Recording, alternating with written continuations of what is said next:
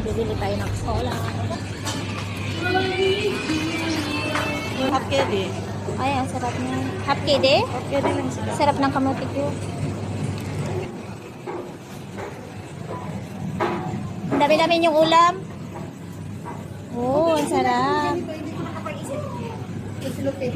Yung ulam nila. Tapos meron din silang yung mga kakanin at saka yan, barbecue. May banana sila, oh, ang dami. Ayan yung shop ni Mr. 62, ayan. Bumibili ako ng kamote cute. Sige ate, yon.